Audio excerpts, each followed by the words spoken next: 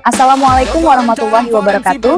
Jumpa lagi bersama podcast Goreng 45 Nasional. Kita ikuti dialog bersama pihak Dinas Perhubungan Kabupaten Lumajang tentang persiapan arus mudik dan arus balik Idul Fitri 2026. Jangan lupa, patuhi aturan lalu lintas, jaga stamina Anda dalam perjalanan, kontrol kondisi kendaraan Anda sebelum melakukan perjalanan. Selamat menyaksikan.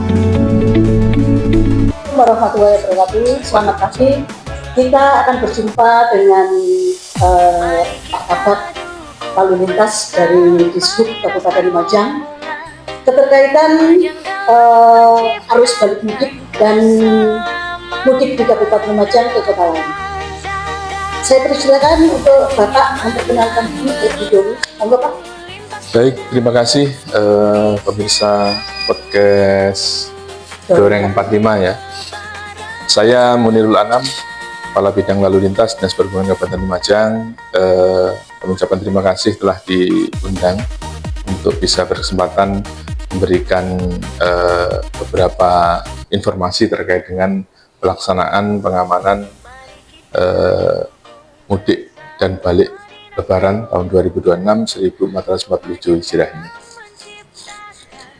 Di sini ada beberapa pertanyaan agar supaya masyarakat Kabupaten Lumajang serta masyarakat luas mengetahui bahwa bagaimana Dishub dan jajarannya, contohnya TNI Polri, dinas-dinas terkait bisa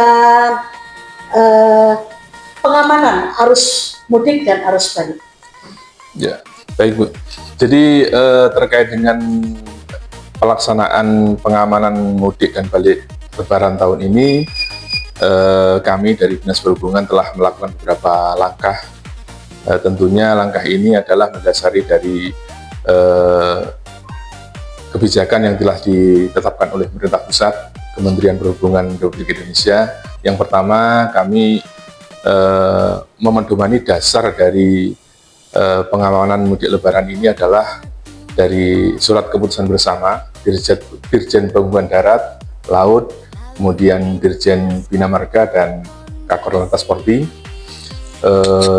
Di mana salah satu atau yang utama kami lakukan adalah yang pertama melaksanakan koordinasi dengan lintas sektor terkait. Dalam hal ini adalah dari kepolisian, kemudian dari TNI, dari penyelenggara jalan, dalam kaitan di daerah adalah Dinas PU, kemudian juga dari Dinas Kesehatan.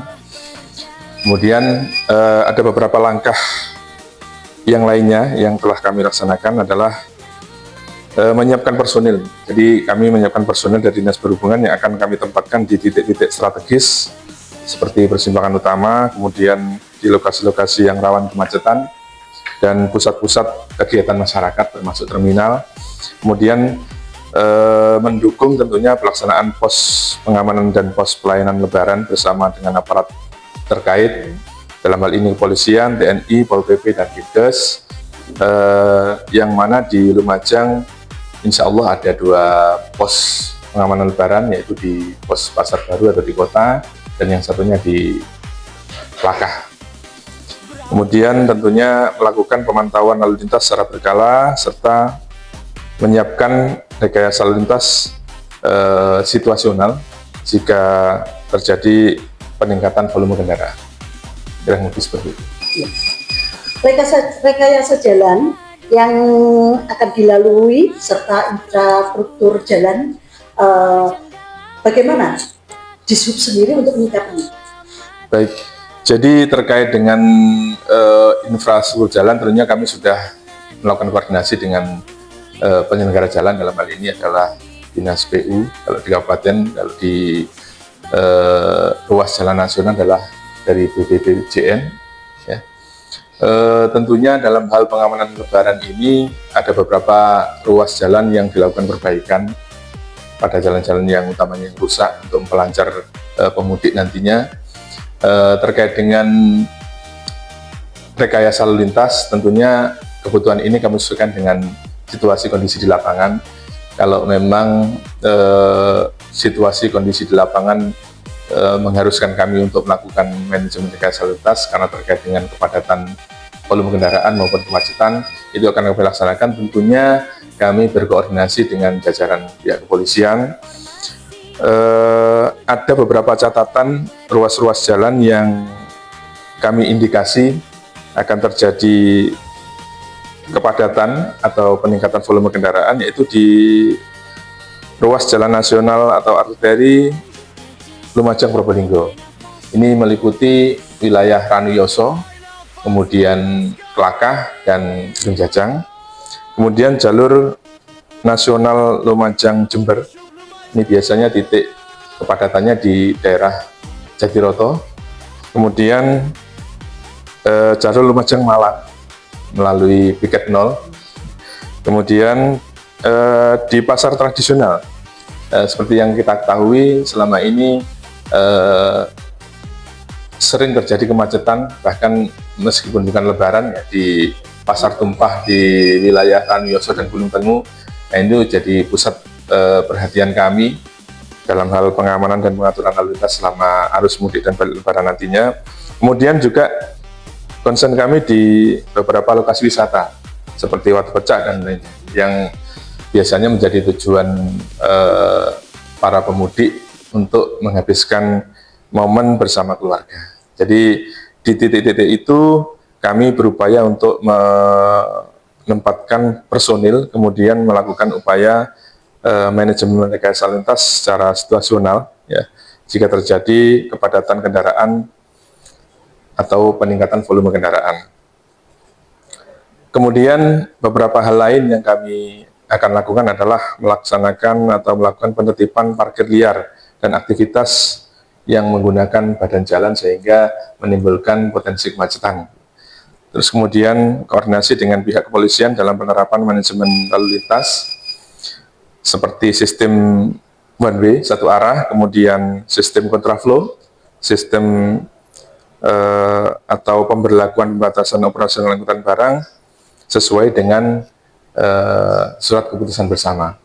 Kalau di tahun ini mulai tanggal 13 Maret sampai dengan 29 Maret, seperti itu.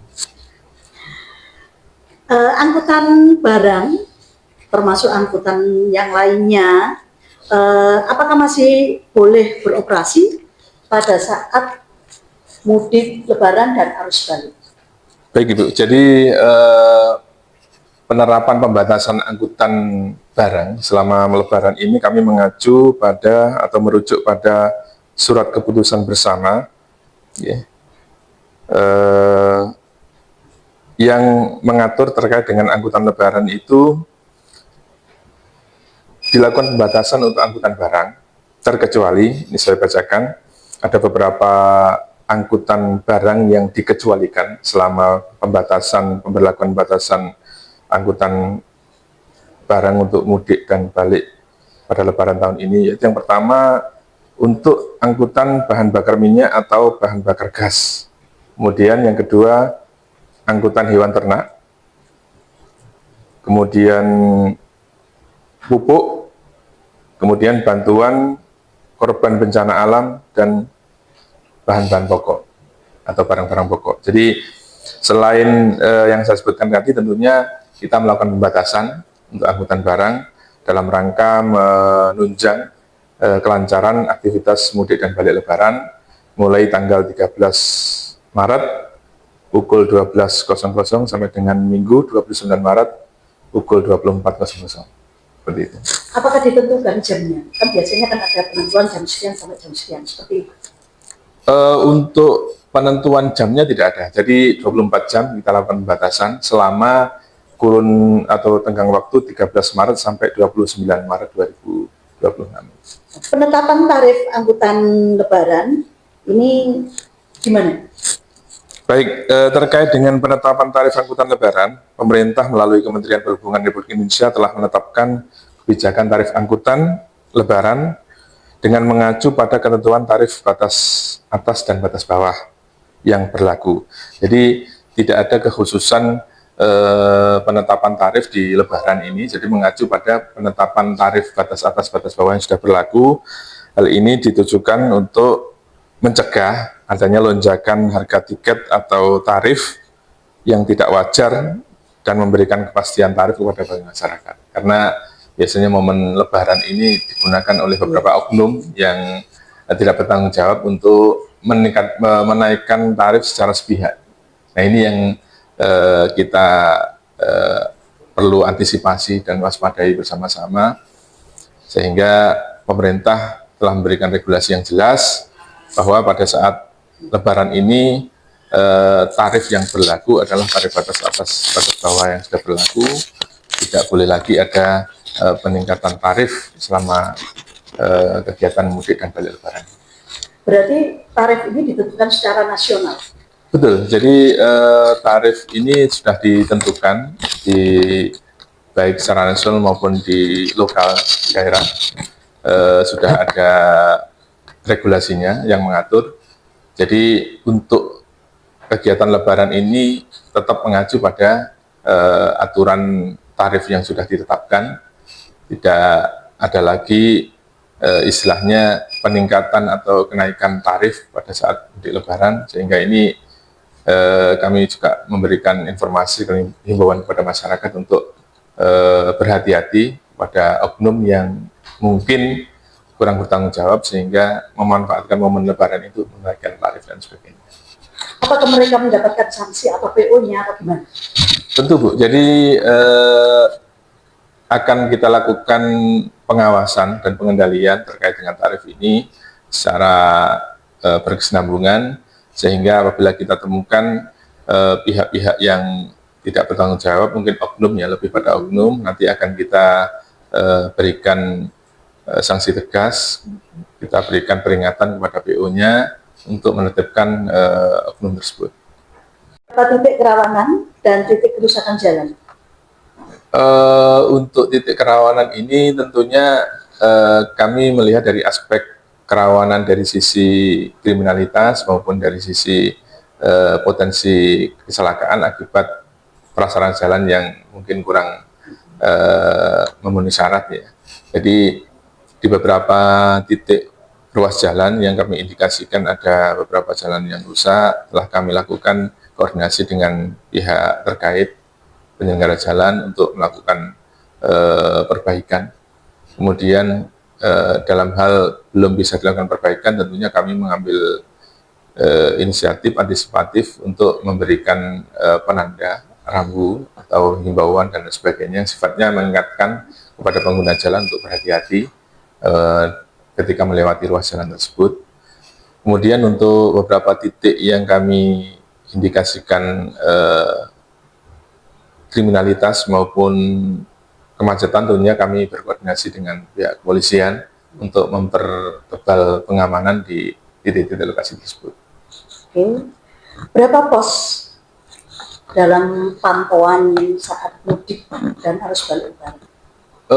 Untuk posnya sesuai dengan hasil rapat, baik itu rapat koordinasi di tingkat provinsi yang telah dilaksanakan pada tanggal 2 Maret di Hotel Mercure, kemudian ditindaklanjuti rapat di tingkat daerah, dalam hal ini Kabupaten Lumajang di Polres Lumajang pada tanggal 10 Maret yang lalu.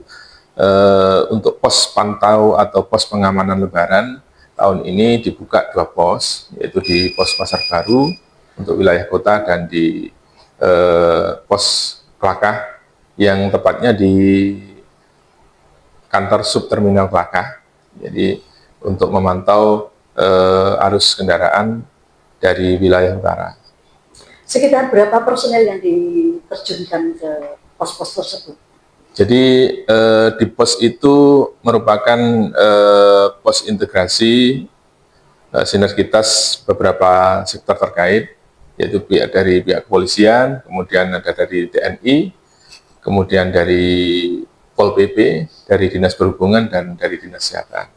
Kami berkolaborasi memberikan pengamanan dan pelayanan kepada pengguna jalan atau pemudik selama pelaksanaan mudik dan balik Lebaran tahun ini. Secara berkala atau gimana?